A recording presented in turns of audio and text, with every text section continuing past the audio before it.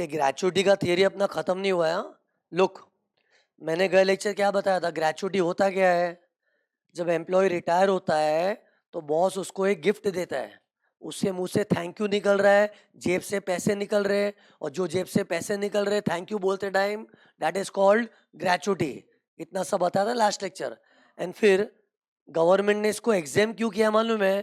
क्योंकि लॉ को भी लगता है कि कोई एम्प्लॉय इतने साल सर्विस करेगा तो उसको ग्रेचुइटी तो देना बनता ही है ना। तो अगर किसी एम्प्लॉय को ग्रेचुइटी मिलता है ना, तो गवर्नमेंट की आंखों में नहीं आता, वाह कमा लिया, टैक्स भर, क्या कमाया, इतने साल बेचारे ने नौकरी की है तो उसका ग्रेचुइटी तो बनता ही है ना। तो लॉ भी इसके साथ सहमत है। इससे लॉ ने क्या बोला, चलो अगर किसी एम्प्लॉय को ग्रेचुइटी मिलेगा तो हमारी आंखों में नहीं आएगा, हम बुक्कड़ की तरह उस पर टैक्स नहीं मारेंगे, हम उसको टैक्स से माफ कर देंगे। और उसमें भी गवर्नमेंट एम्प्लॉय है तो फुल्ली एग्जाम, क्योंकि गवर्नमेंट एम्प्लॉय को बेहिसाब अनाप शनाप अमाउंट मिलता भी नहीं है, उनको गवर्नमेंट एक लिमिट के अंदर ही देती है। तो we are convinced the amount will be reasonable, तो इट विल बी एग्जाम। लेकिन प्राइवेट सेक्टर वालों का भरोसा नहीं है, वो लोग तो दिल खोल के अनाप शनाप पैसे देते होंगे एम्प्लॉय को ग्रेचुइटी के टाइम, तो उसको लिमिट तक ही एग्जाम करना पड़ेगा। और उसमें लिमिट क्या थी? पोगा एम्प्लॉय की लिमिट कुछ ऐसी थी, अदर एम्प्लॉय की लिमिट कुछ ऐसी थी। ओके, और ये सब एक्सप्लेनेशन देख के मैं चला गया था। अब सुनो आगे नया पॉइंट। ये 15/26 को हम लोग किससे मल्टीप्लाई करते हैं? Salary per month. ना सैलरी मतलब क्या? सी महीने की जो सैलरी होती है उसमें तो अपने को lunch allowance, medical allowance, travelling allowance बहुत कुछ मिलता है। सी ये सब जो अलग अलग चीज़ें हमने सुनी है ना, लंच अलाउंस, मेडिकल अलाउंस वगैरह वगैरह, ये सब चीज़ें अलग है। लेकिन एक्चुअली महीने की जो सैलरी का चेक होता है उसमें सब इंक्लूडेड ही रहता है ना। लेकिन इस फॉर्मूला के लिए, ये देखो, इस फॉर्मूला के लिए सैलरी मतलब क्या?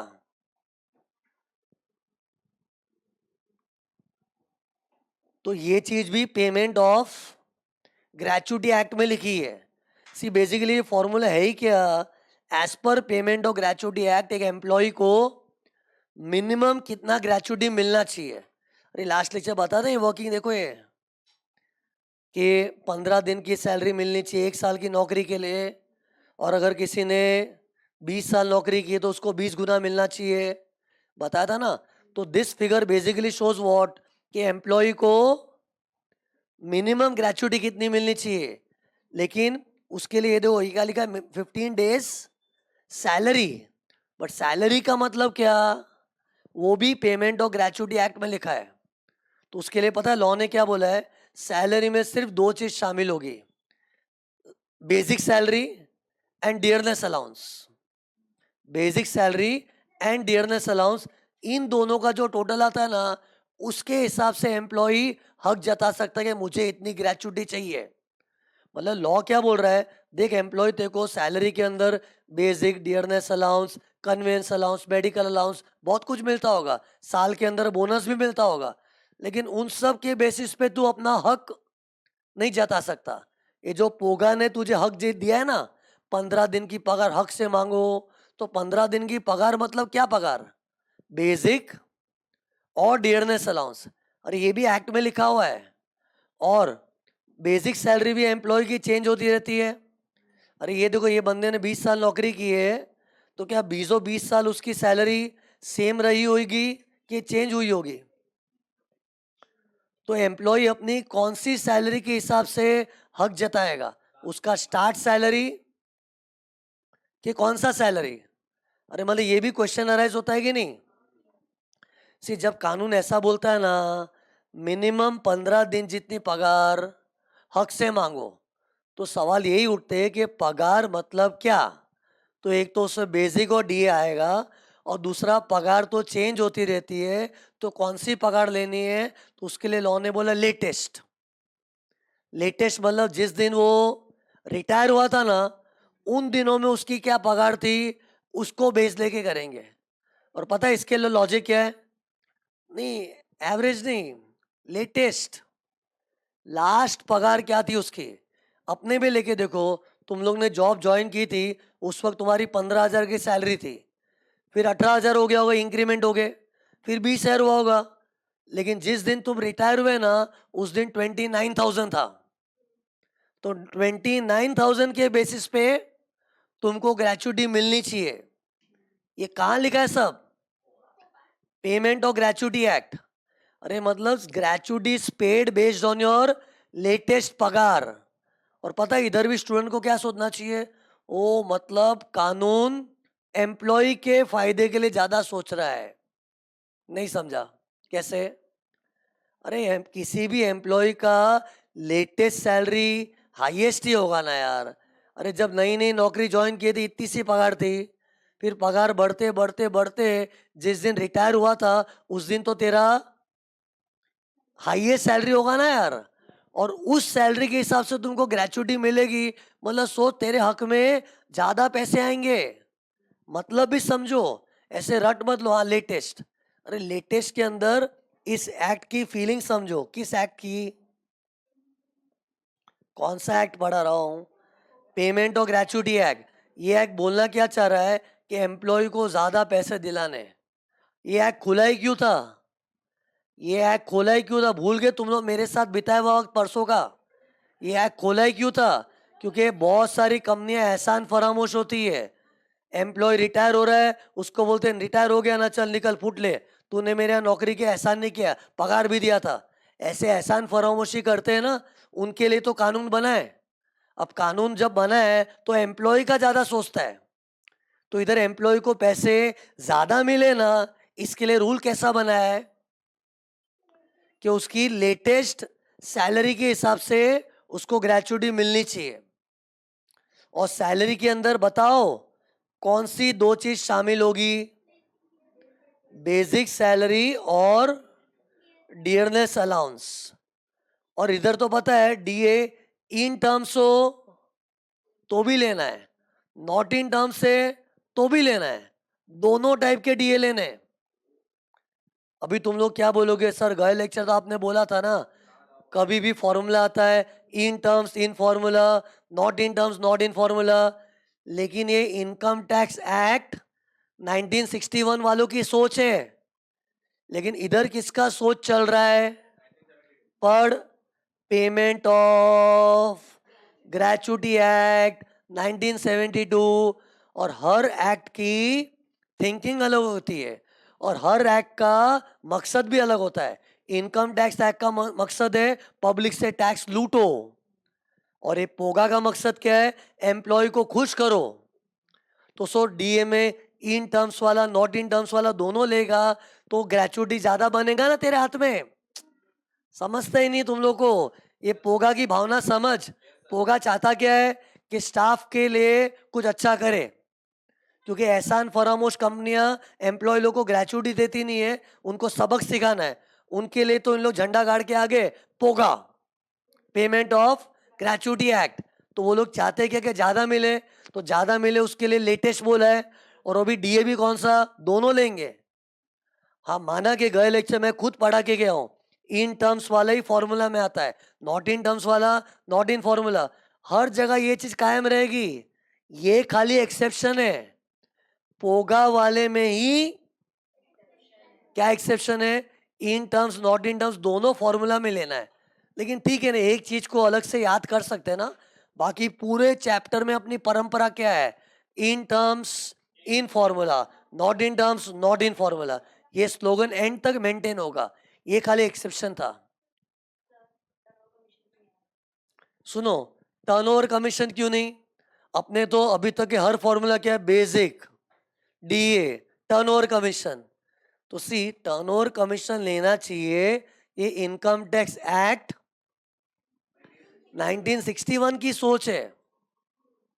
लेकिन यहां ये जो फॉर्मूला बना है ना, अपना स्क्रीन पर देखो, ये फॉर्मूला किसके इशारों से बना है? Payment of gratuity act. Act अलग है ना, और कभी भी दो एक्ट अलग होते हैं तो थोड़े नियम में चेंज हो जाता है। सिंपल एग्जांपल बता रहा हूँ, आज मेरी जगह कोई दूसरा सर पढ़ा रहा होता, इनकम टैक्स ही पढ़ाएगा, तो उसके रूल्स उसकी स्टाइल वगैरह डिफरेंट हो जाएगी ना। तो वैसे एक्ट भी क्या है? देश को चला रहा है। तो पेमेंट ऑफ ग्रेचुटी एक्ट एक अलग एक्ट है, इनकम टैक्स एक्ट एक अलग एक्ट है। तो दोनों एक्ट की सोच में फर्क है। और वैसे क्या है, वो जो पेमेंट ऑफ ग्रेचुटी एक्ट जिस तरह की कंपनियों में लागू होता है ना, उन तरह के एम्प्लॉय को यूजुअली टर्नओवर कमीशन वगैरह मिलता भी नहीं है। तो ये सब सोच समझ के इन लोग ने रूल बनाया है। सी इनकम टैक्स एक्ट तो सभी लोगों के लिए बना है, भारत के हर एम्प्लॉय के लिए, लेकिन पोगा सभी के लिए बना है कि कुछ कंपनियों के लिए? अरे ये देखो, मैंने बताया था, जल्दी देख जल्दी देख, मैंने बताया था खाली कुछ कंपनियों में ही ये एक्ट लागू होता है। तो लॉ की थिंकिंग ये होगी कि हो सकता है कि उन कंपनियों में इस तरह के एम्प्लॉय की उनको टर्नओवर कमीशन वगैरह नहीं मिलता होगा, इसलिए उन्होंने उसके बारे में नहीं सोचा। पर जो भी है, अगर दो अलग एक्ट होते तो दोनों की सोच में फर्क आता है। कंक्लूजन बताओ मेरे को, ये देखो, फाइनली मेरे को बताओ, इधर जो अमाउंट है ना, इसके बारे में क्या नॉलेज मिला? बोल के खत्म करो, आगे बात बढ़े तो।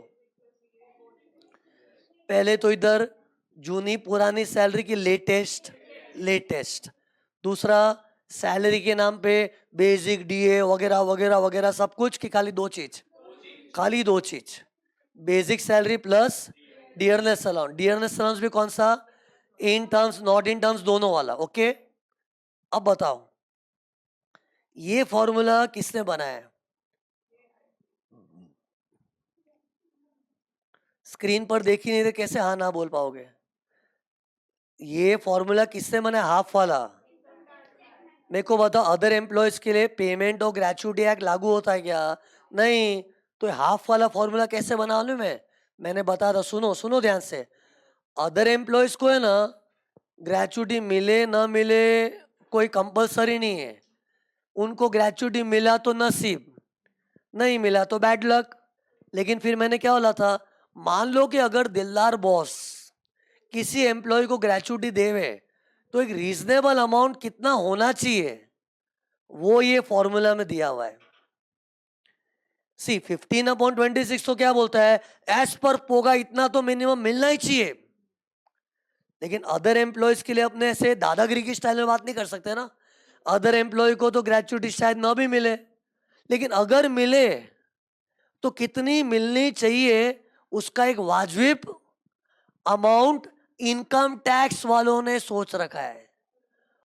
टैक्स एक्ट पार्शियल नहीं है, वो न्यूट्रल है। वाजिब अमाउंट क्या होना चाहिए, तो इसलिए लोग एवरेज में बिलीव करते हैं।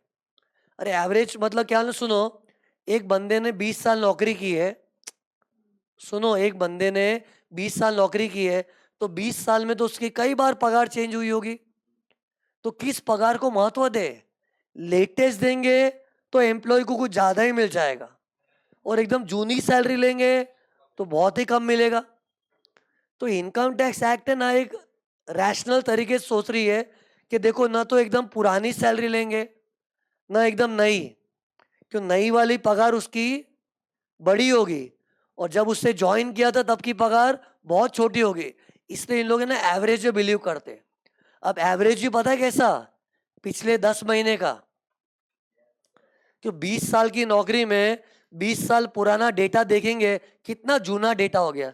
सोच, 20 साल पहले तो अपने पापा के हिसाब से सोचो, तुम्हारे पापा मम्मी को जॉब करता होगा, सोचो 20 साल पहले तो शायद 5-6 हजार की नौकरी भी करते होंगे। आज 5-6 हजार कसरा मानते हैं। आज वही 5-6 हजार वालों को 50-50 नॉर्मल मिलता है। अरे मतलब 20 साल पुराना डेटा एकदम ही आउटडेटेड होता है ना। इसे लॉ ने क्या बोला, एवरेज तो हम लोग रिसेंट 10 महीनों का लेंगे। मतलब एम्प्लॉय की पिछले 10 महीने में क्या पगार थी, उसको एवरेज आउट करेंगे। कैसे करना है चिंता मत करो, सिखाऊंगा। पहले तुम लोग सोच समझो, इधर किसकी सोच है वापस बताओ? इनकम टैक्स एक्ट की। इधर किसकी सोच है? पेमेंट ऑफ ग्रेचुइटी एक्ट की। और दोनों एक्ट की सोच में फर्क है, क्योंकि पोगा वाला एम्प्लॉय की तरफ ज्यादा सोच रहा है, और इनकम टैक्स वाले ना एम्प्लॉय का ना बॉस का, न्यूट्रल रह के सोच रहे हैं। और न्यूट्रल का मतलब ये एवरेज हो गया। लेकिन एवरेज में जिंदगी भर का एवरेज निकालेंगे, तो जब तूने ज्वाइन किया था शायद 1000 रुपए की पगार में ज्वाइन किया था, और अभी छोड़ते टाइम तेरा लाख रुपए का पगार होगा। तो इतना जूना और अभी का एवरेज थोड़ी निकालने का। इसलिए इन लोग क्या करते, रिसेंट 10 मंथ्स की सैलरी का एवरेज लेते हैं। अब वो कैसे करना है, वो जब तक मैं खुद अपने हाथों से एक सम सॉल्व न करूँ ना, तुमको फीलिंग नहीं आएगी। एक बार के लिए पेशेंटली ऐसे याद रख लो ना, average of last 10 months. Last 10 भी कौन से मालूम है? जिस महीने में रिटायर हुआ ना वो महीना छोड़ दो। कभी कभी ना एम्प्लॉय को आड़ी टेढ़ी डेट को रिटायर होता है, 15 अगस्त, 16 अगस्त, वो महीना छोड़ो और उसके पहले का 10 मंथ्स का एवरेज निकालना पड़ेगा। कैसे निकालना है बताऊंगा, लेकिन एक्ट में क्या लिखा है? Average of preceding 10 months. Preceding मतलब रिटायरमेंट जब हुआ ना उसके पहले। Feel the word preceding. Preceding मतलब जब रिटायर हुआ उसके जस्ट पहले के 10 महीनों का एवरेज निकालना है। अब ये चीज तो कैलकुलेशन में ज्यादा अच्छी से समझ पाओगे तुम लोग। एक बार के लिए ना मैंने जो तुमको बताया ना उसका तुम लोग विजुअल इफेक्ट ले लो। ये देखा जादू से क्या आ गया? तो ये देखो, पोगा एम्प्लॉय में सैलरी मतलब क्या बोल, लिखा है ना, क्या लिखा है? Latest basic salary per month. Per month क्यों लिया है? पर मंथ ही था ना, ये भूल गए तुम लोग गए लेक्चर का दिन। ये देखो मैंने 26,000 पर मंथ ही दिया था, एंड फिर मैंने बोला था एक महीना 26 दिन का होता है, तो 15 दिन कितना ऐसे किया था ना। तो सैलरी तो पर मंथ के हिसाब से 15 दिन का बनेगा ना यार। 15/26 में नीचे 26 क्या है? एक महीना 26 दिन का है, तो मल्टीप्लाई बाय सैलरी तो एक महीने का ही होगा ना यार। अरे आई एम जस्ट सेइंग कि ये क्या लिखा है? Per month. लेकिन कौन सी बेसिक? लेटेस्ट। लेटेस्ट मतलब जब वो रिटायर हुआ था ना उन दिनों का उसका लेटेस्ट पगार, और वो थोड़ा बड़ा होगा क्योंकि जब बंदा रिटायर होता है ना हाईएस्ट सैलरी के टाइम रिटायर हुआ था वो। फिर क्या लिखा है? प्लस लेटेस्ट डीए, और मैंने ब्रैकेट में कुछ भी नहीं लिख रहा है क्योंकि इधर बोथ डीए लेना है। इन टर्म्स नॉट इन टर्म्स, दोनों डीए। इधर क्या था बताओ, हिम्मत रखो, इधर ओनली इन टर्म्स था। मेरे को बता ये प्लस करके इसका करना क्या है? ये इधर जाएगा, इधर ये देखो इधर दिख रहा है ये इधर। फिर उसका क्या करेंगे बोल दो जल्दी। मल्टीप्लाई बाय 15/26 हो जाएगा, multiply by number of service हो जाएगा, खत्म। फिर इधर बताओ ये क्या था?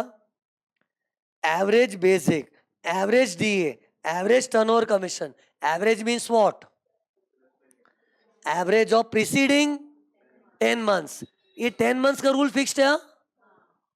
ओ शिट, नींद के नशे में कितनी बार बहुत लोग को लगता है ये 10 महीना सर क्यों बोल रहे कब से? फिक्स्ड है।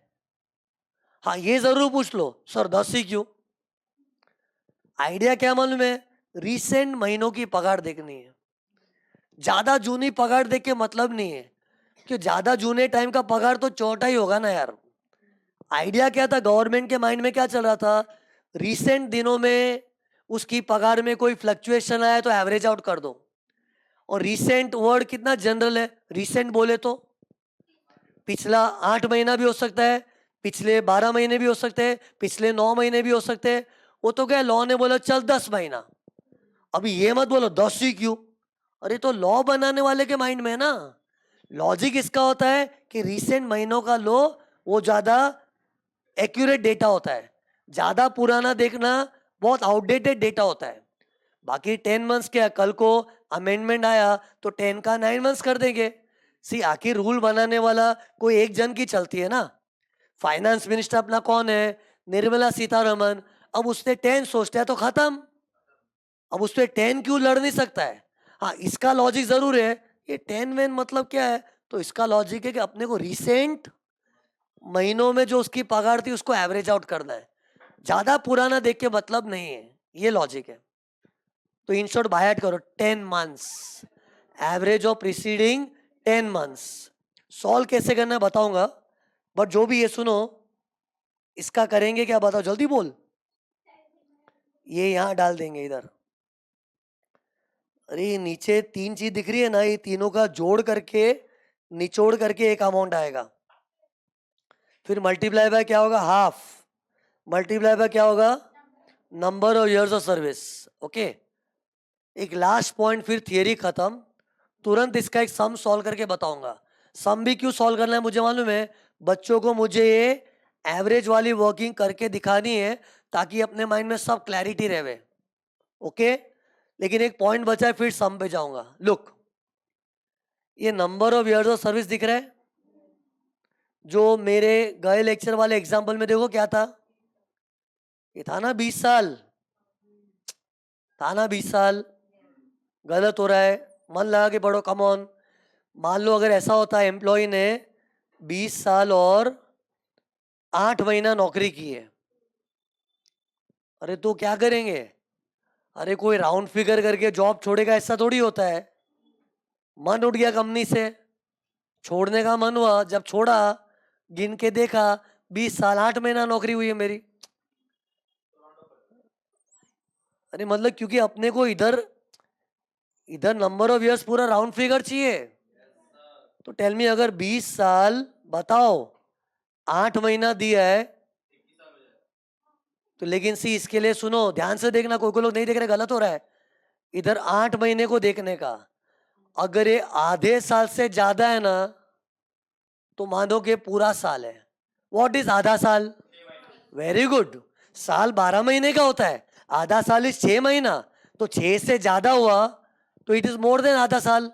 तो ये तो 6 से ज्यादा है, देख स्क्रीन पर कितना है, 8 महीना, तो 8 इज मोर देन 6, तो इसको पूरा एक साल गिन लो, गिन पूरा एक, पूरा एक, तो 20 साल तो बैठे ही थे इधर, और 8 महीने को मैं एक साल बना लूं, 21 साल हो गए, 21 साल हो गए। और इधर देखो स्क्रीन पर, इधर मैं 21 साल लिखूंगा, लेकिन कब मालूम है, ये 20 साल के साथ बाजू में ये जो 8 महीना था ना, वो 8 9 कुछ भी होगा चले, लेकिन मोर देन 6 होना चाहिए। एग्जैक्ट 6 भी नहीं चलेगा, मोर देन 6। मैं मोर पे स्ट्रेस क्यों कर रहा हूं? मोर इक्वल टू नहीं, मोर 6 के ऊपर कुछ बोल दो, 6 महीना एक दिन, 6 महीना एक दिन भी किया ना तो मोर देन 6 हो गया ना, तो राउंड ऑफ करना है। एग्जैक्ट 6 में बता मेरे को, ये एग्जैक्ट 6 होता तो, ये देखो ये 20 साल और एग्जैक्ट 6 होता तो 6 को भाव नहीं देने का, मोर देन 6 हुआ तो। और सी ये सब मैं क्यों बोल पा रहा हूं पता है, मेरे को कौन सिखाया बताओ? पेमेंट और ग्रेचुटी एक्ट, ये मैंने रूल बनाया है, मैं रूल बनाता हूं। पेमेंट और ग्रेचुटी एक्ट में लिखा है fraction should be more than 6। अब कानून में एक बार मोर बोल देते ना, वो पत्थर की लकीर, मोर फिर मोर है, फिर मोर मतलब मोर, एग्जैक्ट भी नहीं चलता है। फिर इंग्लिश को फील करो, मोर। तो इन शॉर्ट 4 महीना 3 महीना 5 महीना 6 तक आया तो भाव नहीं देने का, 6 से ज्यादा है तो भाव देके उसको पूरा एक साल बना लो। तो ये देखो वापस ये वाला एग्जाम्पल देना, अच्छा पॉइंट आएगा। 20 साल 8 महीना तो मैंने क्या किया, राउंड ऑफ करके 21 साल कर दिया। लेकिन ये पोगा एम्प्लॉय में अदर एम्प्लॉय होगा ना भाई तथा बहन, देख अदर एम्प्लॉय में इग्नोर दी फ्रैक्शन, इग्नोर दी फ्रैक्शन। 20 म्हणजे 20 साल ही रखने का, फ्रैक्शन चाहे छोटा हो कि बड़ा हो, इग्नोर द फ्रैक्शन। 3 महीना 4 महीना 5 महीना 8 महीना, महीना देखने का ही नहीं, इग्नोर द महीनास, जस्ट सी द साल्स। एंड हाउ मेनी साल्स? 20 साल्स, तो 20 को ऐसे चिपका डालो। अरे राउंड ऑफ नहीं करना है। अब तुम लोग बोले क्या पागलबंदी यार, इधर ऐसा करो इधर ऐसा करो। सी जो होशियार बच्चा है ना, जो फीलिंग समझ रहा है ना, उसकी रिस्पेक्ट करेगा। जिसको समझता नहीं बोले क्या पागल बनती है। लेकिन तुम लोग ऐसे नहीं हो, तुमको लॉजिक पता है भाई, इधर किसकी चल रही है, और पोगा एम्प्लॉय का भला चाहता है। तो 20 साल 8 महीना तो 21 करो, अरे बढ़ा देंगे तो पैसे ज्यादा मिलेंगे एम्प्लॉय को। ये सोच के इन लोगों ने बोला 20 साल अगर 8 महीना है 21 ही कर लो, ताकि अरे 21 में अमाउंट ज्यादा आएगा ना यार, और एम्प्लॉय को ज्यादा पैसा दिलाना ये पोगा का मकसद है। लेकिन इनकम टैक्स एक्ट वाले है ना, ये देखो इधर किसकी सोच चलती है, इनकम टैक्स। वो लोग क्या है, एक रीजनेबल सोचते हैं। अरे 20 साल के ऊपर 8-9 महीना पूरा साल तो काम नहीं किया ना यार, उसने 20 साल किया, बाद में तो अधूरा रह गया साल, तो अधूरे साल को क्यों गिनना है, बाद में भले ना 11 महीने क्यों ना हो, पूरा तो साल नहीं हुआ ना, तो इग्नोर करके 20 ही लो। तो बिकॉज इधर इनकम टैक्स की चलती है, किधर, अदर एम्प्लॉय में, और पोगा में अलग एक्ट की चलती है, बिकॉज ऑफ डेट बच्चों को अलग अलग चीज पढ़नी पड़ रही है।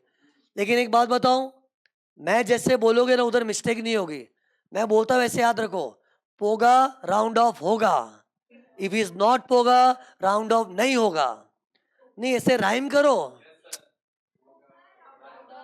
पोगा राउंड ऑफ होगा, एक से फील करो, हाँ यार बराबर, अपने वही तो किए थे शिट, ये 20 साल 8 महीना था, राउंड ऑफ करके 21 कर दिया था मैंने, वो पोगा में किया था, बराबर यार, पोगा राउंड ऑफ होगा, but if is not POGA round off नहीं होगा।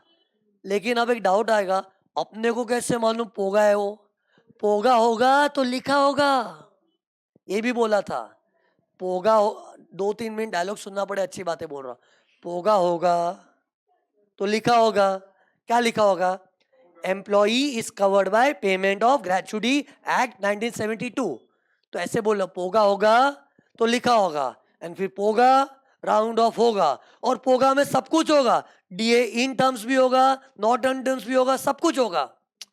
तुम लोग फीलिंग नहीं समझे, मैंने इसके ऊपर भी डायलॉग मारा है, किसके ऊपर, ये देखिए ये दिख रहा है, अरे मैंने बोला था इधर डीए कौन सा आता है, इन टर्म्स नॉट इन टर्म्स दोनों, बेस्ट याद रखो ना, पोगा में सब कुछ होगा, in terms yes, not in terms yes, in terms वाला भी आएगा, नॉट इन टर्म्स वाला भी आएगा, पोगा में सब होगा, राउंड ऑफ भी होगा, और क्वेश्चन में लिखा होगा पोगा होगा, तो कुछ भी नहीं बोला है तो देन अदर एम्प्लॉय, और अदर एम्प्लॉय मतलब इज नॉट पोगा, तो राउंड ऑफ नहीं होगा, और राउंड ऑफ नहीं होगा, और डीए के भी नाटक होंगे, इन टर्म्स तो ही होगा फॉर्मूला में, नॉट इन टर्म्स तो नहीं। अरे मतलब ये छोटे छोटे इंपॉर्टेंट डिफरेंस थे, डिस्टिंक्शन बिटवीन बताओ ना, चलो मजा आएगा। इधर देख, देखो इधर मेरा प्रॉब्लम चल रहा है शोल्डर में, ज्यादा ऊपर नीचे नहीं कर, देखो इधर distinction between POGA employ and other employ, क्या क्या फर्क बताया, चलो बोलो। इधर 15/26 का फॉर्मूला है, इधर हाफ, ओके, फिर सैलरी में इधर लेटेस्ट लेते हैं, इधर एवरेज, इधर सैलरी में दो चीज, ओनली दो चीज, इधर तीन चीज, कौन सी दो चीज, बेसिक और डियरनेस अलाउंस दोनों वाले, इधर basic, DA in terms, turn और कमीशन, तीन चीज, इधर सर्विस फ्रैक्शन में हुई, पोगा राउंड ऑफ होगा, बट पोगा में भी कब होगा, मोर देन 6 होगा तो होगा, बट होगा, मोर देन 6 होगा तो ही होगा, ऐसे मत है पोगा तो होगा ही, लेस देन 6 पे भी कर दोगे, मतलब इतना ज्यादा होगा होगा करके कुछ लफड़ा हो गया, लफड़ा हो जाएगा फिर। तो पोगा में भी कब होगा, मोर देन 6 मंथ्स फ्रैक्शन होगा तो, लेकिन अदर एम्प्लॉयज में फ्रैक्शन राउंड ऑफ नहीं होता है। बस इन सब चीजों को माइंड में रखते हुए अब हम लोग एक छोटा सा सम लेंगे, जिसमें अपने क्या ये जो सिखाया ना उसका प्रैक्टिकल फील लेंगे, फील। एक बार मैं ना इधर कुछ लिख देता हूँ, ताकि तुम लोग को क्या मैं सब शेयर करता हूँ ना, काम लगेगा तुम लोग को। इससे पहले तो है ना ये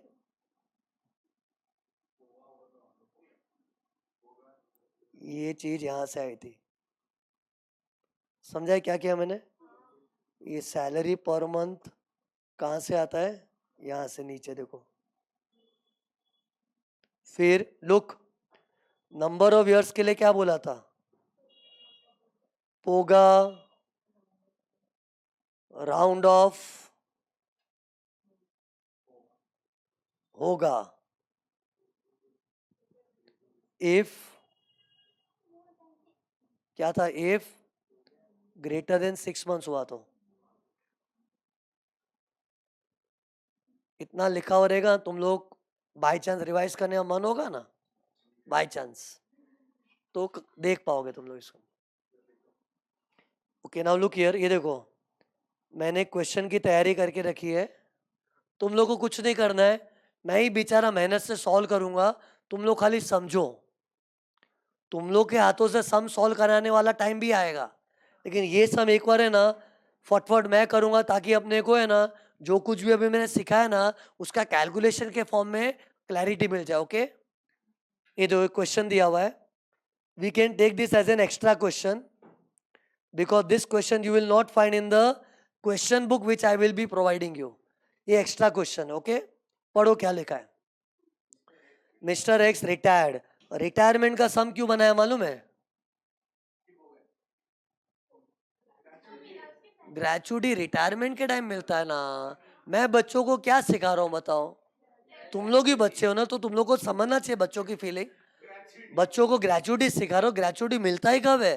रिटायरमेंट।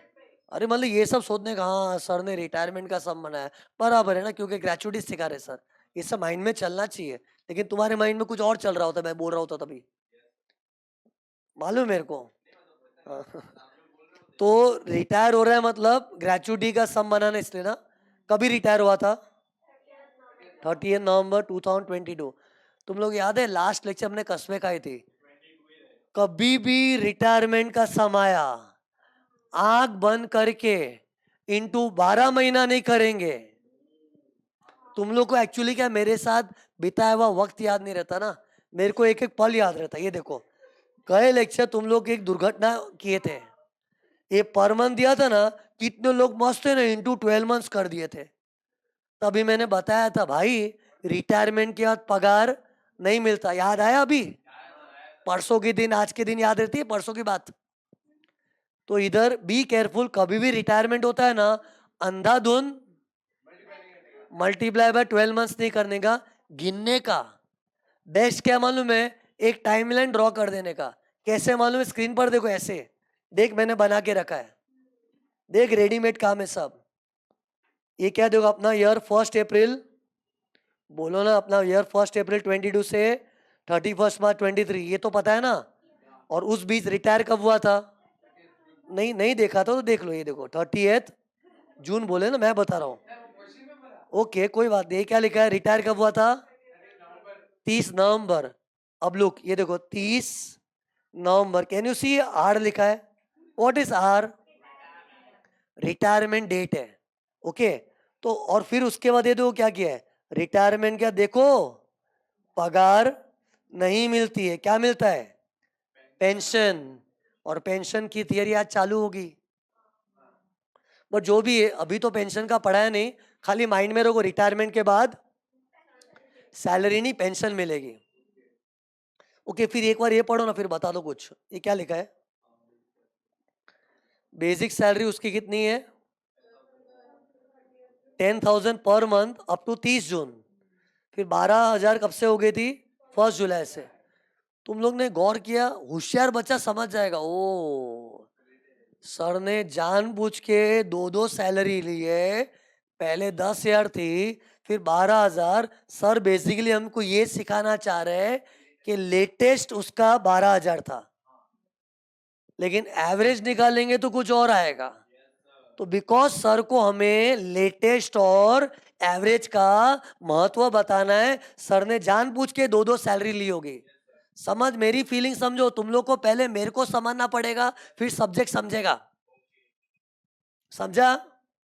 तो जानबूझ के मैंने दो दो अमाउंट लिया है। मेरे को बताओ हर सम की तरह अगर मैंने इधर ऐसा लिया होता, बेसिक सैलरी एक ही अमाउंट दिया होता, जैसे कि इधर था, देखो जल्दी देखो, ये इस सम में क्या था बताओ? Basic salary 12,000 per month. अब एक ही पगार दिया है, वही लेटेस्ट है, एवरेज भी निकालना पड़े, वही एवरेज है। अरे किसी की पगार हमेशा सेम रहेगी तो उसका एवरेज तो वही आएगा ना यार। एवरेज का महत्व कब आता है? कभी ज्यादा था तो कभी कम था, तो एवरेज आउट करते ना। तो अगर ऐसी कांस्टेंट सैलरी वाला सम लेता मैं, तो क्या तो सिखाता तुम लोग को। इसलिए मैंने जानबूझ के, समझो मुझे समझो, जानबूझ के मैंने बच्चों के सामने कांस्टेंट सैलरी ली कि changing salary? Changing salary. Okay फिर देखो, इसको मैंने अपने टाइमलाइन पे प्लॉट भी किया है।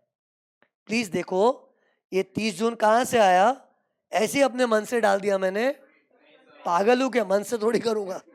ये क्या लिखा है इधर? क्वेश्चन में लिखा अप टू 30 जून, तो अप टू 30 जून, ये देखो गोला दिख रहा है। 30 जून तक कितने महीने होते गिनो?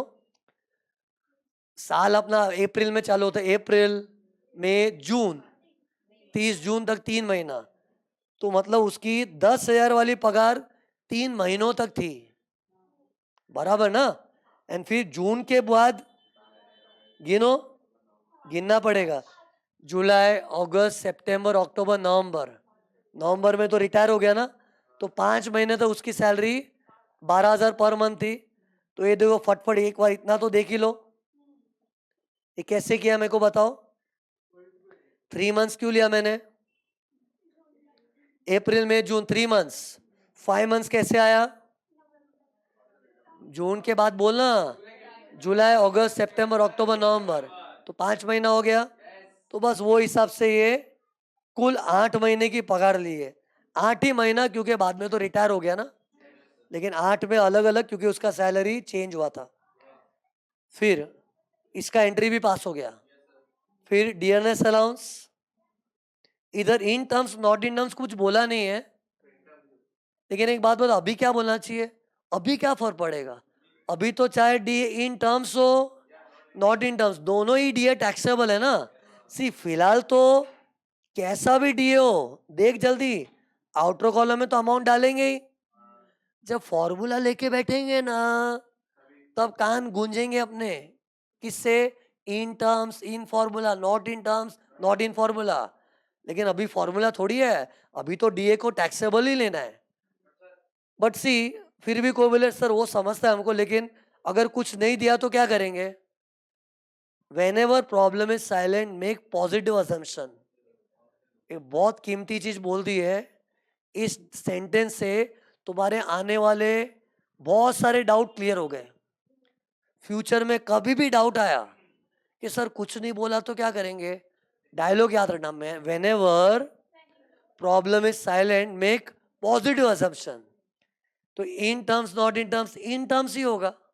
पॉजिटिव अजम्पशन करके इन टर्म्स अज्यूम कर लो। ओके टेल मी, फिर 8,000 पर मंथ को क्या करूंगा? मल्टीप्लाई बाय 12 महीना? नो, खाली उसकी नवंबर तक नौकरी हुई थी ना, तो नवंबर तक 8 महीने थे, तो देखो 8 महीना चेक किया सब बराबर। तुम लोग खाली चेक कर दो मैं सही सॉल्व कर रहा हूँ कि नहीं। फिर हिम्मत है तो बता, चल इसका आंसर, बहुत होशियार समझते हो ना अपने आप को, बताओ क्या लिखा है? अलाउंस। कभी भी अलाउंस आया तो कन्वेंस अलाउंस में अलाउंस वर्ड को कुछ कुछ किया है मैंने। मुझे ये बताना है कि कभी भी अलाउंस आया ना, टीसी हट टीसी उधर में ढूंढ, उसमें नहीं है तो टैक्सेबल, और ये टीसी उधर में है, टीसी का सी, कन्वेंस अलाउंस। और टीसी उधर का रूल क्या था? जितना स्पेंड उतना एग्जेम, लेकिन स्पेंड कितना है बोला नहीं है। एक्चुअली सी, ये तो उसको रिसीव हुआ है, ये तो उसको कंपनी से रिसीव हुआ है, लेकिन प्लीज देखो मैं क्या कर रहा हूं स्क्रीन पर, स्पेंट अमाउंट क्वेश्चन में नहीं दिया है। तो मैंने एक दिन क्लास से बोला था, स्पेंट अमाउंट कुछ भी नहीं दिया है तो अज्यूम पूरा स्पेंट, पूरा एग्जाम। लॉजिक क्या मालूम है? टीसी उधर वाले अलाउंस से ना, कंपनी फिजूल में किसी को देती ही नहीं है, जरूरत रहेगा तो ही देगी। और जरूरत है तो बंदे ने स्पेंड भी तो किया होगा ना। जैसे मैंने बताया यूनिफॉर्म अलाउंस सबको थोड़ी कंपनी देती फिरती है, यूनिफॉर्म पहनना रहेगा तो ही देती होगी ना। तो टीसी उधर वाला अलाउंस में इतना पक्का एम्प्लॉय को जरूर खर्च हुआ होगा उसका, कुछ नहीं बोला तो पूरा स्पेंट, पूरा एग्जाम। तो इसका प्रेजेंटेशन बोलो क्या आएगा? पहले अंदर लिखूंगा कितना, बोल अमाउंट बोल, 1,000 रुपया पर मंथ मल्टीप्लाई बाय 8, 8,000 अंदर आ गया, लेस एग्जाम अंडर सेक्शन 1014, पूरा 8,000 बोल। आउटर कॉलम में डैश, मैंने शॉर्टकट मारा है, सीधा डैश कर दिया। चलता है, चलता है, जगह भी कम लग रही थी मेरे को, कर दिया मैंने। बाकी तुम लोग को बड़ा शौक है अंदर लिखने का तो लिखो, अंदर लिखो, लेस करो, माइनस करो, आउटर कॉलम में डैश ही आएगा, मार्क्स नहीं कटता उसका, मार्क्स मिलता है, पूरा मिलता है। मैं तो बोलता हूँ टाइम बचाओ, एग्जाम में एक एक सेकंड कीमती है। तुम लोग पता है अभी जो मेरे बच्चे एग्जाम देने गए थे ना मे अटेम्प्ट में, उनको तो मैंने पता है लास्ट में एग्जाम के दिन सबको कॉल किया था मैंने। कॉल पे सबको क्या बोला था ना मैं, भाई 3 घंटे के पेपर में ना लाइन वाइन ड्रॉ करने में टाइम मत वेस्ट करना। मतलब मैं तो उनको ये तक भी मना किया था, ये देखो दिख रहा है ये इनर कॉलम आउटर कॉलम, सीधा उसको बोला ये बेसिक लिख अमाउंट लिख फट फट फट। मतलब इन वर्स्ट केस वैसा भी चल जाता है। प्रेजेंटेशन के लिए मार्क्स नहीं काटेंगे, इन लोग ऐसा नहीं बोलेंगे। ये देखो इमेजिन, नहीं सुनो ये बहुत इंपॉर्टेंट चीज है। मेरे पास 2 जन के आंसर शीट है, दोनों का आंसर राइट है, लेकिन इसने क्या सुंदर प्रेजेंटेशन किया, वाओ मजा आ गया देख के। इसका क्या रद्दी प्रेजेंटेशन है, लेकिन आंसर दोनों का राइट है, दोनों को फुल मार्क्स देना पड़ेगा। I don't have the authority to deduct the marks of bad presentation. क्यों मालूम है? क्योंकि इंस्टीट्यूट के पेपर अक्रॉस इंडिया चेक होते, और पूरी कंट्री में ना यूनिफॉर्म पॉलिसी रखना पड़ता है। आज पेपर चेकर को इतना फ्रीडम दे दिया ना, तो बच्चों के साथ अत्याचार हो सकता है। सी आज मुंबई वाले बेचारे एडवांस बच्चे होते, बेचारे मतलब खुश नसीब लोग है, एडवांस्ड है। कितने गांव के बच्चे लोग भी सीए की एग्जाम देते, और गांव में इन लोगों को इतना कुछ प्रेजेंटेशन इंग्लिश इंग्लिश भी प्रॉपर नहीं होती है, तो अभी उन लोग को क्या सीए बनने का हक नहीं है क्या? तो सी इन लोग स्पेलिंग मिस्टेक, प्रेजेंटेशन अच्छा नहीं लगा, हैंड राइटिंग में मजा नहीं आया, उसका मार्क्स नहीं काटते। लेकिन उसका मतलब ये नहीं सुनो कि चलना कुछ भी चलेगा। अभी अपना लक्ष्य क्या होना चाहिए, दी बेस्ट करूं, क्योंकि अपने को अंदर का अपना सॉफ्टवेयर नहीं बिगाड़ना है। क्योंकि तुम अगर ऐसा खुद हो गए ना, ये चलता है चलना कुछ भी कर चलता है, अंदर तेरा नेचर बिगड़ जाएगा। अपने को क्या आज एग्जाम है, आगे पूरी जिंदगी है। एग्जाम में तो चल काम चल जाएगा, पूरी जिंदगी काम चलाओ चीज से काम नहीं चलता, कहीं ना कहीं तेरे को बेस्ट दिखाना पड़ता है। जैसे कल को तुम ऑफिस में जाओगे, उधर प्रेजेंटेशन मैटर्स। इंटरव्यू के दिन ऐसे शॉर्ट्स में चला गया तो ऐसे थोड़ी चलता है, अपने आप को प्रेजेंट करना पड़ता है ना। मतलब वहां एक प्रेजेंटेशन का स्किल काम आता है। नहीं कितने लोग को ड्रेसिंग स्किल भी नहीं होता है, नहीं अच्छी तरह तैयार है लेकिन फिर भी अच्छी तरह नहीं है।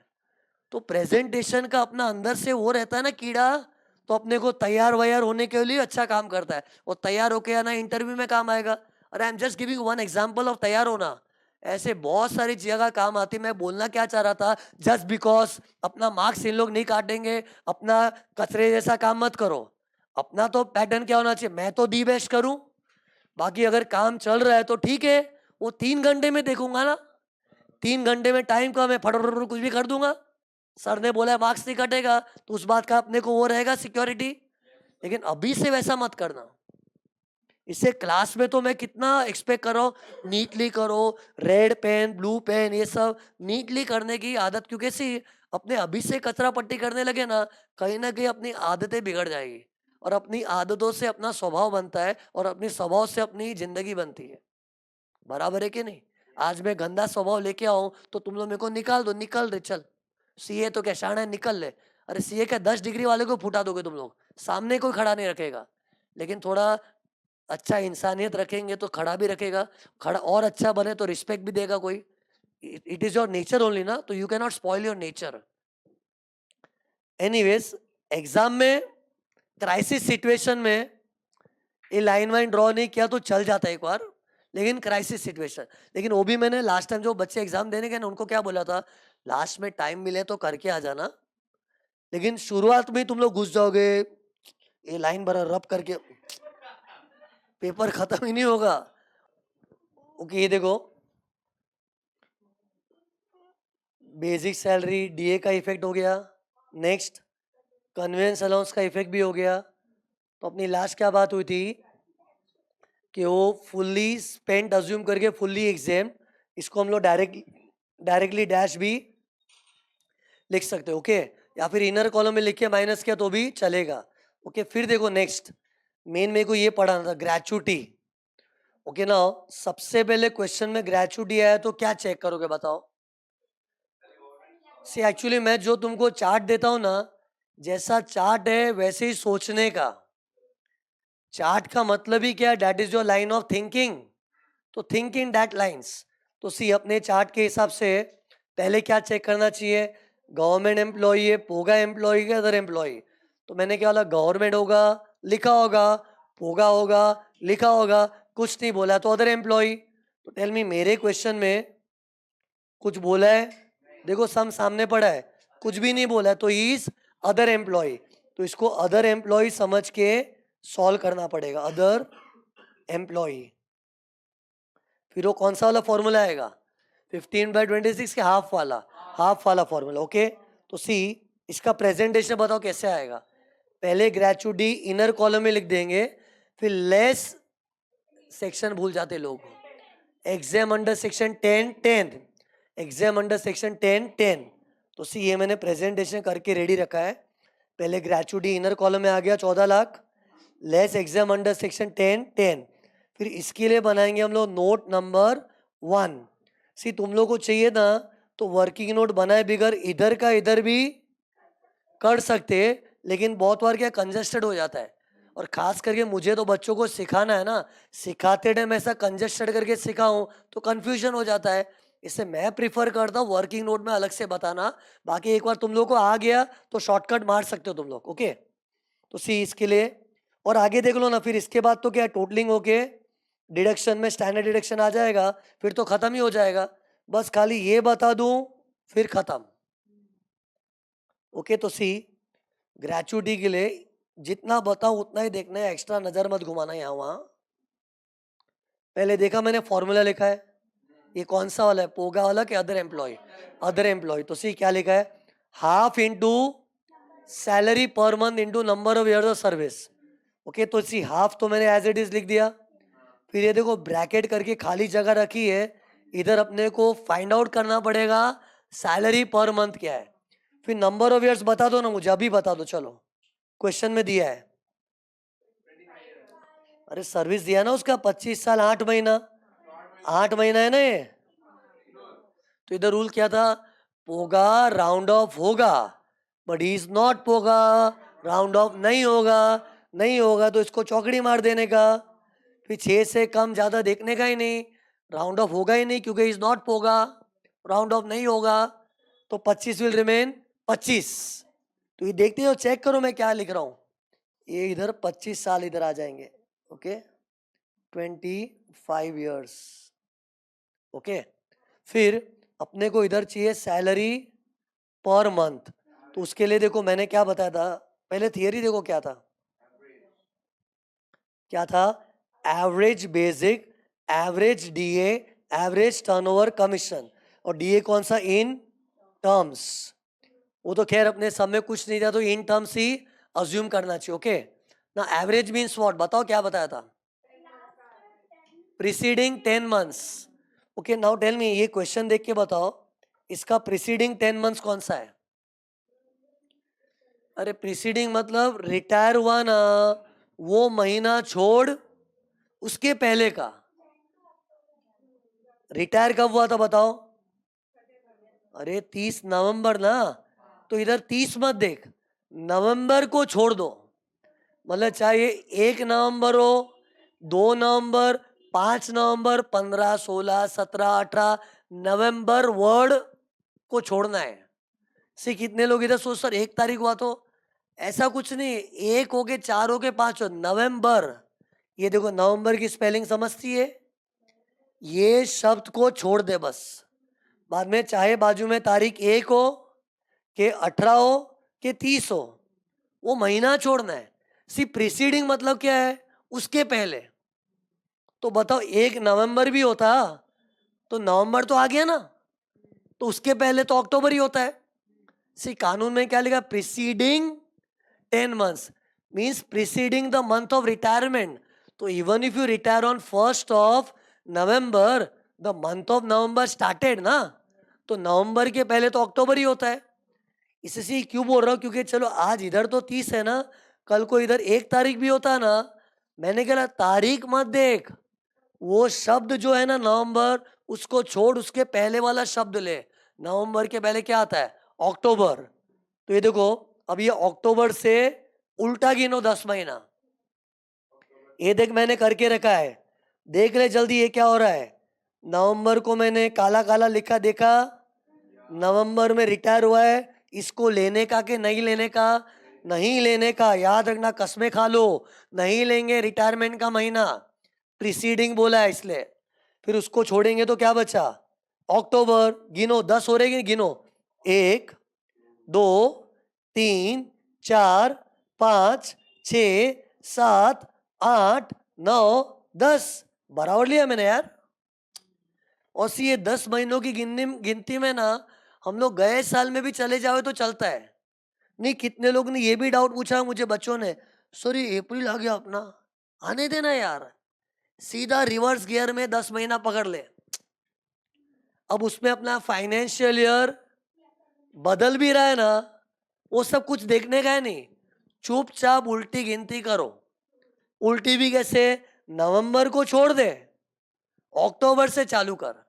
मेरे को बताओ ये एम्प्लॉय अगर मंथ ऑफ मई में रिटायर होता, मई तो मई महीना छोड़ दे, उसके पहले अप्रैल मार्च सीधा 10 महीना पीछे जाना है बस। तो कभी रिटायर हुआ मायने नहीं रखता है, 10 का रूल फिक्स्ड है। तो ये गिन के देखा क्या है, एक बार गिना देता हूं, 1 2 3 4 5 6 7 8 9 10, बराबर है। इसको बोलते हैं, बोल इंग्लिश में, प्रीसीडिंग 10 मंथ्स। अब देखो मैंने क्या क्या कॉलम बनाया है, बता। बेसिक डीए टीसी, तुम लोग को अभी अभी तो पढ़ाया, आज की चीज तो ताजा ताजा है ना दिमाग में। ये देखना क्या लिखा है, basic DA turnover commission, check कर देना ना, बेसिक डीए टर्नओवर कमीशन, तो वो 3 चीज लेनी है। तो मैंने देखो उसके लिए मस्त 3 कॉलम बना दिए, basic DA turnover commission. Amount set करना कोई बड़ी बात नहीं है। तुम लोग ये मत पूछो सर ये सब कैसे किया, मैं क्यों बताऊं, खुद समझ। उसका पगार, ये देख सम देख ले ना, देख ले, नहीं समझ तो देख ले, देख लो ना। उसका पगार 10,000 था 30 जून तक, जून को माइंड में बिठा के रख, ये देख ये रहा जून, जून किधर है, किधर है जून, किधर, ये रहा ना, सही किया है मैंने तो, जून तक 10,000 परफेक्ट किया मैंने एकदम। फिर बाद में क्या लिखा था, जुलाई से 12,000, सही किया है मैंने। डीए मैंने 8,000 ही लिख दिया लगातार, क्योंकि उसके डियरनेस अलाउंस में बच्चों कोई बदलाव नहीं आया था, यानी कि उसका डियरनेस अलाउंस वॉज कांस्टेंट।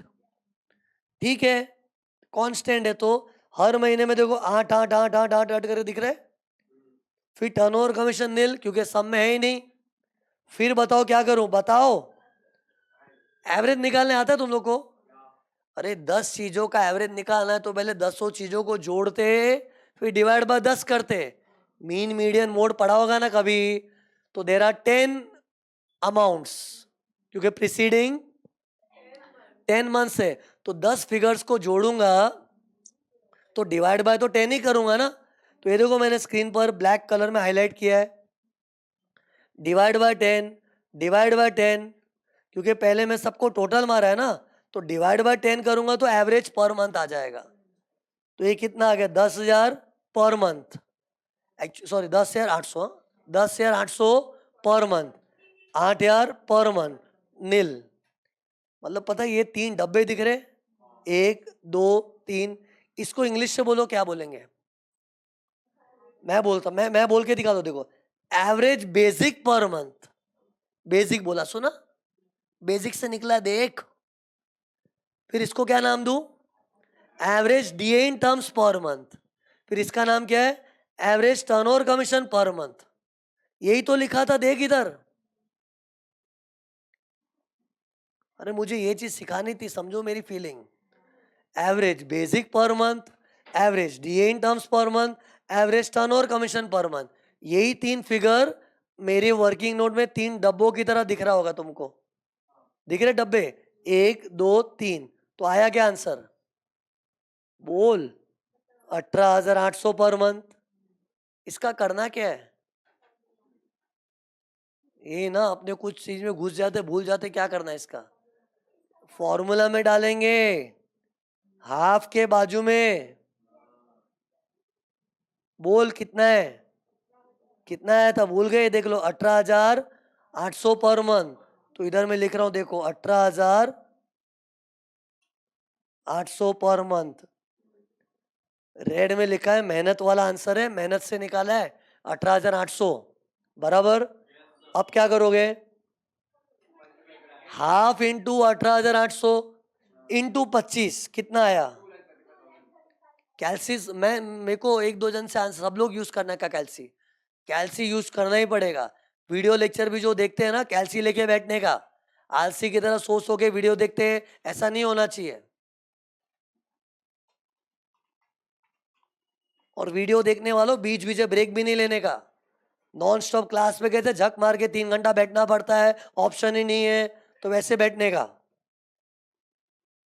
तो कर हाफ इंटू 18,800 इंटू 25 साल कितना आ गया, 2,35,000।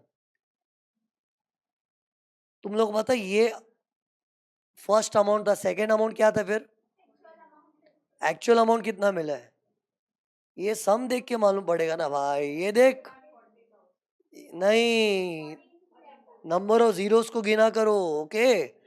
क्या है, 14 लैक्स, 14 लैक्स है ना, तो उसको एक्चुअल में 14 लैक्स मिला है। कोई है ना, इन सब अमाउंट्स का मतलब बताओ दे, मान जाऊं चलो मैं, मतलब ये 3 अमाउंट का मतलब क्या है बताओ चलो। नहीं, 2,35,000 क्या है मालूम है, मैंने एक्सप्लेनेशन नहीं, मिनिमम इतना मिलना चाहिए, ये सब बातें तो पेमेंट और ग्रेचुटी एक्ट वाले करते हैं। पेमेंट और ग्रेचुटी एक्ट में उसूल है कि बंदे को इतना तो देने का ही, लेकिन ये पोगा है कि अदर एम्प्लॉय है, अरे अदर एम्प्लॉय को तो ग्रेचुटी नहीं भी मिलती है। ये तो शुक्र मानो कि इस एम्प्लॉय को बॉस ने 14 लाख दे दिया, दिलदार बॉस था। लेकिन तो हाफ का लॉजिक क्या बताया था, मैंने बताया था यार, मैंने क्या बोला, इनकम टैक्स एक्ट का मानना है कि अगर अदर एम्प्लॉय को ग्रेचुटी मिले तो इतनी तो मिलनी चाहिए, इतनी मिले तो कोई बड़ी अमाउंट नहीं है। कितनी मालूम है, ये देखो 2,35,000, मतलब इस एम्प्लॉय की पगार को मद्देनजर रखते हुए, इस एम्प्लॉय की पगार को मद्देनजर रखते हुए इनकम टैक्स वालों का कहना है इस बंदे को 2,35,000 अगर मिले ना तो कोई नवाई का बात नहीं है, उतना तो देना ही चाहिए ना। लेकिन इसका बॉस तो कुछ ज्यादा ही दिलदार है, 14 लाख दे दिया। तो एम्प्लॉय को क्या बोले, तेरे को कुछ ज्यादा मजा आ गया ना, फिर मजा है तो सजा भी होगा ना यार, अरे मतलब टैक्स आएगा। हाँ चलो 2,35,000 तक मिले ना तो ठीक है, इतनी बड़ी कोई अमाउंट नहीं दी है, एक एम्प्लॉय इतने सालों के बाद रिटायर हुआ है, उतना तो बनता है ना। मतलब 2,35,000 इज व्हाट इनकम टैक्स वाले feels this is a reasonable amount which employ should get, but he should get ना, however he is getting 14 lakhs, तो कुछ ज्यादा गेटिंग, तो जो एक्स्ट्रा गेटिंग टैक्सेबल। अरे तो मतलब उसको एक्स्ट्रा कितना मिला है, 2,35,000 तक मिले तब तो वाजिब है। और वाजिब मतलब गवर्नमेंट के बजट में भी सेट होता है, शिट क्या बोला, 2,35,000 वाजिब भी है और गवर्नमेंट के बजट में भी सेट होता है। गवर्नमेंट का बजट क्या है, गवर्नमेंट की श्रद्धा क्या है, हम देखो 20 से ज्यादा माफ नहीं कर पाएंगे, और वो 20 के अंदर भी सेट हो रहा है 2,35,000, तो 2,35,000 माफ कर देंगे। लेकिन देखो भाई साहब को मिला कितना, देख 14 lakhs, तो बोलेंगे भाई एक काम कर, इसमें से 2,35,000 तो निकाल दे। एक्चुअली 2,35,000 कैसे आया था, फॉर्मूला से बताओ तो, विचर इज लेस के हिसाब से कराओगे। देखो अरे 1 2 3 छोटा कौन है, 2,35,000। सी मैं क्या चाहता हूँ, फॉर्मूला से तो कोई भी निकाल लेता है, लॉजिक समझो। तो तीनों में से लोअर क्या था, 2,35,000, तो बस ये माइनस कर दिया तो बैलेंस कितना बचा, 11,65,000। मतलब इतनी अमाउंट उसको टैक्सेबल करवानी पड़ेगी क्योंकि गवर्नमेंट बोलती है देख तेरे को 2,35,000 मिला होता ना तो कोई बड़ी अमाउंट नहीं मिली है, उतनी तो बनती है यार। तू किसी के यहाँ नौकरी करके इतने सालों का रिटायर हुआ है, उतना तो बनता है। लेकिन तेरा बॉस कुछ ज्यादा ही दे रहा है यार, तो अभी ज्यादा देगा तो ज्यादा मजा आएगा, तो सजा तो आएगा ना। बस फिर क्या है, खत्म। टोटल मारो। नहीं कैसे? अरे सब पूरा टोटल। अरे मतलब ये प्लस ये कितना हो गया? 13 lakhs। क्या था? 19। फिर स्टैंडर्ड डिडक्शन तो फिक्स रहता ही है ना, 50,000। फिर 12,69,000।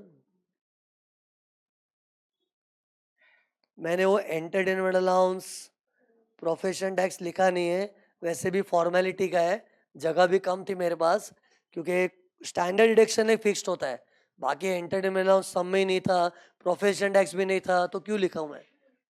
तो नहीं लिखा तो चलता, लेकिन अपने हैबिट रखना कि लिख देना चाहिए एक बार। तो बस ये सॉल्व हो गया।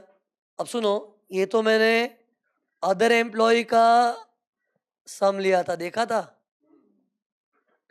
इसको पोगा बना के भी सॉल्व कर लेते ना। अरे तो क्लियर हो गया ना पूरा यार। अगर ये पोगा होता तो फॉर्मूला में क्या क्या चेंजेस आता, आओ डिस्कस करें। आओ डिस्कस करें। देखो, अरे चेंजेस बताओ ना यार। एक से मैं उल्टा जाता हूँ, ये तो सेम रहता। अरे पोगा में भी 20 लाख तो है ही ना यार, एक्चुअल अमाउंट भी वही है। फर्क इतना है, शुरुआत में जो हाफ था उसके बदले 15/26 हो जाता। हाँ नहीं, ये देखो फिर इधर अपन 18,800 क्यों लिए थे? 1800 कैसे आया था? ये पूरी वर्किंग नोट से आया था ना। लेकिन अभी सुनो, स्क्रीन पर देखना मैं क्या कर रहा हूँ। पोगा में ये सब तामझाम करने का जरूरत नहीं है। पता है पोगा में रूल क्या था? इधर मैं दिखा देता हूं, देख लो अपनी आंखों से। Latest basic per month, latest DA per month. Basic के साथ डीए भी तो जोड़ोगे ना। तो ये देखो, इधर देखो, क्वेश्चन देखो, उसकी बेसिक क्या थी? ये देख स्क्रीन पर देख, पहले 10 थी, बाद में 12 थी। तो पहले वाली देखते हैं कि बाद वाली? लेटेस्ट मतलब लेटेस्ट। एंड के दिनों में जब वो नौकरी छोड़ के गया तो उसका लास्ट पगार क्या था? 12,000। अरे 10,000 की पगार हुए तो टाइम पुराना हो गया, तो उसका लेटेस्ट बेसिक ये रहा। और डीए तो उसका जूना वाला भी वही है, नवा वाला भी वही है, डीए में तो कोई चेंज ही नहीं आया, तो यही लेना पड़ेगा। ये देखो स्क्रीन पर मैंने क्या किया, प्लस साइन। इसको बोलते हैं latest basic plus latest DA. Add करो कितना हो गया? 12,000 प्लस 8,000 कितना हो गया? 20,000। समझा कि नहीं? टेल में इधर डीए भी दो दो होते तो पहले 8 था फिर 9 हो गया, तो 9 लेते हैं। लेकिन इधर डीए एक ही दिया तो 8 ही ले लिया। बेसिक में 2 दिया तो लेट वाला लिया, तो 12 और 8 कितना हो गया? 20। तो ये देखो मैं क्या कर रहा हूं, 15/26 मल्टीप्लाई बाय 20,000। फर्क देखा जाए बच्चों, ये 18,800 था लेकिन इधर 20,000 है। वो 18,800 क्योंकि एवरेज एवरेज निकालना पड़ता है, इधर एवरेज का मगज मारे। पोगा का सम सिंपल होता है मालूम है, सीधा लेटेस्ट बेसिक डीए को जोड़ दो, कितना आया? 20,000। फिर मल्टीप्लाई बाय क्या आएगा? Number of years of service, जो अपने क्वेश्चन में क्या था? 25 साल और 8 महीना था। और फ्रैक्शन 6 महीने से ज्यादा होता है तो अपना रूल है पोगा राउंड ऑफ होगा, और होगा तो 25 का 26 होगा, तो मल्टीप्लाई बाय 26 होगा। तो आंसर देखो चेंज होके कितना आता, करो ना, 3 lakhs। सुन, ये तो एक अमाउंट हुई, मुझे ये करके दो ना, 1 2 3 which ever is less, 1 2 3 which ever is less. Second क्या होता है? Actual amount receive 14 lakh, come on बताओ। फिर तीसरा अमाउंट फिक्स्ड है 20 lakhs। फिर इसमें से which ever is less, what is less, 3 lakh. मतलब पोगा का सम होता तो क्या करता बताओ, 3 लाख देखा, बताओ इधर क्या चेंज आता, यहाँ 235 के बदले 3 लाख माइनस होता। अरे मैं इधर ही चेंज करके बता दिया तो एक सम के थ्रू हो गया ना सब अभी यार। मतलब अभी ग्रेचुइटी में कुछ टेंशन देने ऐसा है ही नहीं। मतलब ग्रेचुइटी की थियरी भी खत्म हो गई, सम में भी कैसे करना है सब क्लैरिटी आ गया है। और इससे ज्यादा डेंजरस सम नहीं बना सकते। देखो ना, मैंने 2-2 सैलरी भी दे दी, पहले 10 थी फिर 12 थी। पता है ऐसा सैलरी का स्ट्रक्चर क्यों दिया, ताकि एवरेज का महत्व आवे। मेरे को बताओ अगर ऐसा होता तो बताओ, ये देखो ऐसा सम होता, देखो ये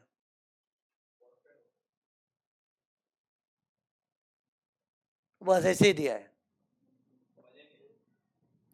अरे उसका सैलरी चेंज ही नहीं हो रहा है रे। मतलब उसका बेसिक है जो 10,000 था, वो 10,000 ही है। और क्वेश्चन में कुछ नहीं दिया तो अपने को क्या मानना चाहिए, सदियों से 10,000 ही होगा। सदियों की तो हमें पड़ी नहीं है, हमें पिछले 10 महीनों की है। अब कुछ नहीं बोला तो पिछले 10 महीने से उसकी सैलरी कांस्टेंट है। अरे तो पता है इसमें काम आसान हो गया। समझे ही नहीं तुम लोग क्या बोलना चाह रहा हूँ। 110,000 होता ना तो काम आसान क्यों होता ना, मैं ये मच मच करने का जरूरत ही नहीं पड़ता। फिर भी मालूम है कितने लोग करते, बोलो। ये देख करने वाला क्या करे मालूम है, ये देखो, ये देखो। अरे मैंने क्वेश्चन में क्या बोला, कमॉन हिम्मत रखो कमॉन। अरे उसका 10,000 ही होता थ्रू आउट। अरे तो क्या होता बता, 10 महीने में 10,000 10,000 10,000 10,000, 10,000 को 10 बार ऐड करके डिवाइड बाय 10 कर 10,000 ही आएगा। कितना पागल बनती है। लेकिन करते ही कितने लोग, सर कितने स्टूडेंट लोग, सर ऐसे प्रेजेंटेशन के लिए कर रहा हूं मैं। पागल है तू, ज्यादा टाइम है तेरे पास, 1-1 मिनट की मारामारी होती है एग्जाम में, इतनी बड़ी वर्किंग नोट करके आएगा। अरे समझदारी लड़ाओ कि अगर क्वेश्चन में 10,000 बेसिक सैलरी दिया है तो ऐसे मन में अंदाज लगा लो ना कि 10,000 हर महीने 10,000 10,000 10,000 था, सबको जोड़ूंगा डिवाइड बाय 10 करूंगा 10,000 ही आएगा। डीए को देख लो, डीए को देखो 8,000 है। अब 8,000 को मैं 10 बार ऐड करूंगा, फिर वापस डिवाइड बाय 10 ही करूंगा तो 8,000 ही आएगा ना यार। अरे तो क्या समझा इसका मतलब बताओ। अगर ये सब में मेरे को बोलो, नहीं तो आगे बात नहीं बढ़ेगी, ये सब नहीं दिया होता तो क्या करते, यही एवरेज है, इसका यही एवरेज है, बस सीधा जोड़ दो basic, DA in terms, turn over commission. अरे इधर 3 चीज लेते ना अपने, ये देखो। मतलब एवरेज निकालने का मेहनत कब करने का बता, जब एम्प्लॉय का सैलरी चेंज होता हुआ दिखे। और मैंने वैसा सम ले लिया तो उससे ज्यादा क्या टफ आएगा। उल्टे का तुम लोग 100 में से 90% सम देखोगे ना, उसमें एक कांस्टेंट सैलरी देते, मतलब ऐसे ही देते, बेसिक सैलरी 4,000 बस, कुछ बोलते ही नहीं है। हाँ, तो फिर क्या है, उसका एवरेज भी निकालोगे 4 ही आएगा। 4,000 को 10 बार जोड़ के डिवाइड बाय 10 करोगे वही आएगा ना। इससे सी एवरेज का तो महत्व ही कब आता है में, जब क्वेश्चन में 2-2 सैलरी दी हो, जैसे मैंने सम बनाया था और वैसा सम मैंने करवा दिया। कहने का मतलब है मैंने जो मैक्सिमम जो आ सकता है करवा डाला है। इससे तो सिंपल ही होगा। फिर भी टेंशन मत लो, अगर कोई बेचारा बच्चा इनोसेंटली ये बना के भी आ गया ना तो ठीक है, मार्क्स थोड़ी कटेगा, तो टाइम वेस्ट होगा और क्या, आंसर उसका वही आएगा। लेकिन एक और बताओ ये कब करना पड़ेगा, बता जल्दी बता। अदर एम, हाँ मतलब उसमें भी अदर एम्प्लॉयज के केस में। पोगा एम्प्लॉय में तो करना ही नहीं है। पोगा में तो latest basic, latest DA, both वाला, in terms not in terms both. एक से मैं इधर लिख देता हूं, इधर क्या था, एक से इधर कैसा डीए था बताओ, बोथ। अरे तुम लोग को एक्सप्लेनेशन का नोट शेयर करूंगा, काम आएगा। और इधर कौन सा था, इन टर्म्स वाला। ग्रेचुइटी समाप्त।